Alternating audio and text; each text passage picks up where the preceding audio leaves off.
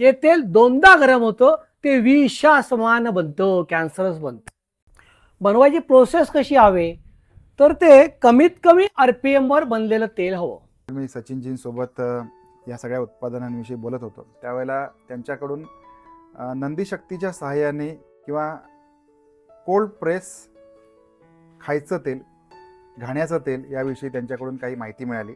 आणि हे जे त्यांचं उत्पादन आहे शेठ गोशाळा नंदी चलित घाणा तेल, प्रत्येक किचनमध्ये कोल्ड प्रेस ऑइलच का खावं याची एक बेसिक आयडिया आपल्या प्रत्येकाला आलेली आहे. परंतु बाजारात मिळणारं कोल्ड प्रेस ऑइल, घाण्याचं तेल आणि सचिनजींकडे असणारं घाण्याचं तेल याच्यामध्ये काही फरक आहे जो मला आढळला. त्याविषयी मी सरांना विचारणार आहे की हे जे कोल्ड प्रेस ऑइल आहे याच्याबद्दल आपण एक जुजबी माहिती द्या.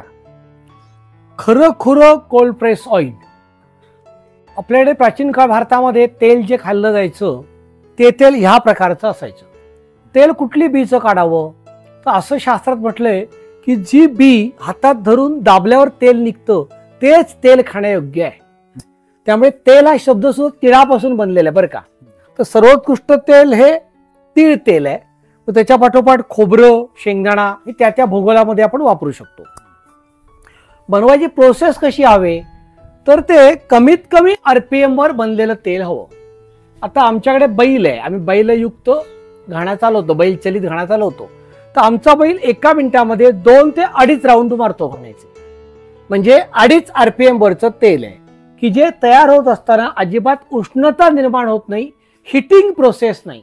तुम्ही बाकी जी सगळी ब्रँडेड तेल पिताय ते हिटिंग प्रोसेसनी बनतात. त्यामुळे ते आधी गरम होतं, मग ते परत नॉर्मल आणलं जातं, परत तुम्ही स्वयंपाकघरात गरम करता आणि जे तेल दोनदा गरम होतं ते विषा समान बनतं, कॅन्सरस बनतं. बरोबर. त्यामुळे तेल कुठलं प्यायला पाहिजे की जे हिटिंग प्रोसेस शिवाय बनतं, म्हणून कोल्ड प्रेस. पण हे नॅचरल कोल्ड प्रेस ऑइल आहे. आमच्याकडे नंदी आहे, त्या नंदी चलित आहे. दुसरा एक भाग याच्यामधला भावनेचा असा की जी गोमाता आहे ती दूध तरी देते, मुळात तिला सांभाळताना मुश्किल. तो बैलाला कोण हल्ली सांभाळणार ट्रॅक्टरच्या काळात. बैलाला काम द्यावं या भूमिकेतून हे केलेलं आहे. ते बैल आनंदी, त्याची आई आनंदी.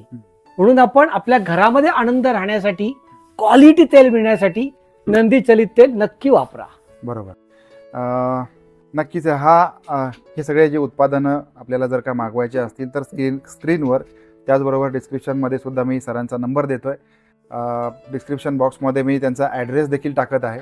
आपल्याला अधिक माहिती हवी असेल तर तुम्ही प्रत्यक्षात त्यांना फोन करून या सगळ्या उत्पादनांविषयी माहिती विचारू शकता. आपण बोलत होतो जंगलामध्ये ऑफिस थाटलेला माणूस, आणि आपण बघितलं की रॉ मटेरियल ते प्रोडक्शन, काही उत्पादनं बघितली आणि ही उत्पादनं तयार करण्यामागची एक भावना महत्त्वाची असते. फक्त ते उत्पादन विकून, ते उत्पादन बनवून काही पैसा कमवायचा आणि आपलं घर चालवायचं, मौज मजा करायची, हा हेतू नसताना ज्या वेळेला या माध्यमातून आपल्या भागामधल्या काही लोकांना रोजगार मिळाला पाहिजे. तुम्ही मगाशी ऐकलं सचिनजींनी ज्याप्रमाणे सांगितलं की गाय कमीत कमी दूध तरी देते, माणसाच्या उपयोगाला येते, परंतु जो नंदी आहे, जो बैल आहे, याचं कोणतंच काम माणसासाठी आजकाल उरलेलं नाही. कारण सगळी जी कामं आहेत ही मशीननी टेक ओव्हर केलेली आहेत. त्याच्यामुळे या नंदीला किंवा या बैलाला सुद्धा त्याच्या हाताला पायाला काम कसं मिळेल याचा देखील सरांनी विचार केला आहे. त्याचबरोबर आपण गोष्ट करतोय की एखादी इंडस्ट्री चालवायची, एखादी कंपनी चालवायची, एखादी संस्था चालवायची, तर याच्यामध्ये किती इंटेलिजन्स कामाला लागलेलं असतं, मशिनरी असतात, अनेक मनुष्यबळ कामाला लागलेलं असतं, सेल्स, आफ्टर सेल्स या सगळ्या गोष्टींचा विचार केलेला असतो. या ठिकाणी मी जेव्हा बघतोय त्यावेळेला फक्त आणि फक्त सर्व सचिनजी आहेत.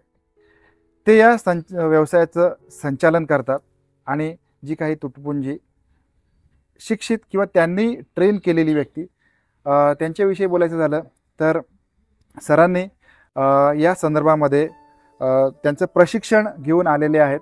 कारण एखादं उत्पादन तयार करायचं त्याचा शास्त्रोक्त आणि शास्त्रीय असा अभ्यास लागतो.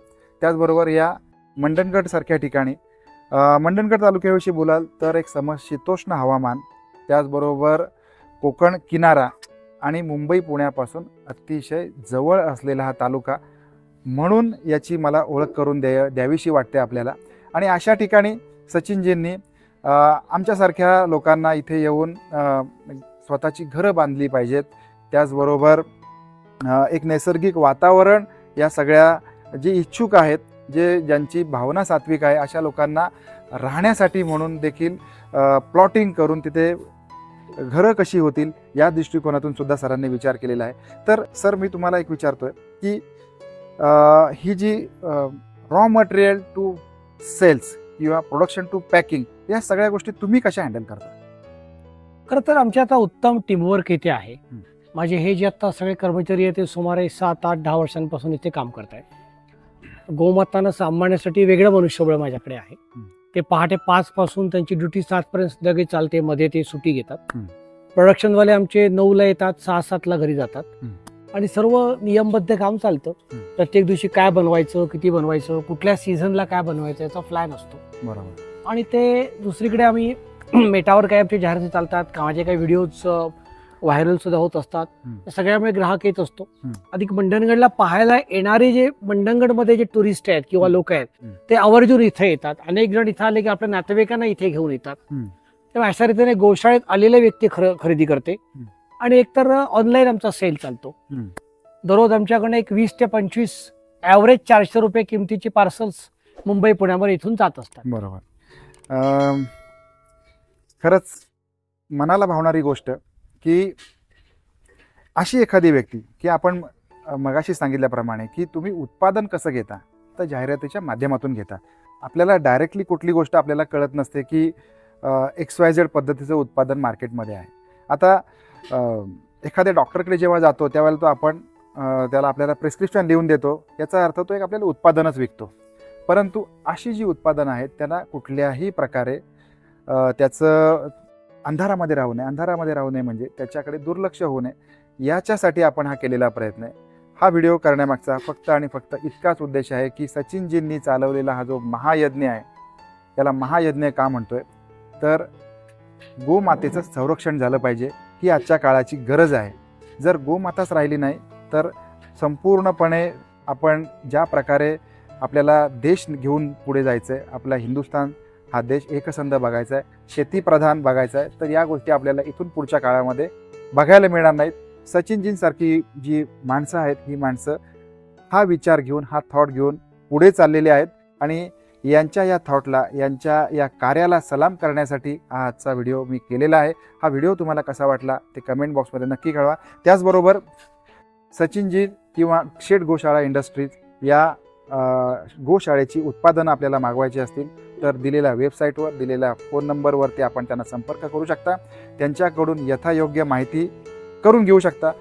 हा व्हिडिओ या संपूर्ण त्यांच्या कार्याला किंवा या संपूर्ण उत्पादनांना यांचं वर्णन करण्यासाठी निश्चित कमी आहे याची मी तुम्हाला खात्रीपूर्वक सांगू शकतो. ज्यावेळेला तुम्ही त्यांच्याशी चर्चा कराल, या ठिकाणाला भेट द्याल, त्यावेळेला आपल्याला या संपूर्ण गोष्टीची खातरजमा होईल. आपण भेटणार आहोत एका नवीन व्हिडिओमध्ये, एखाद्या माहितीपूर्ण व्हिडिओमध्ये. तोपर्यंत काळजी घेत राहा. धन्यवाद. नमस्कार.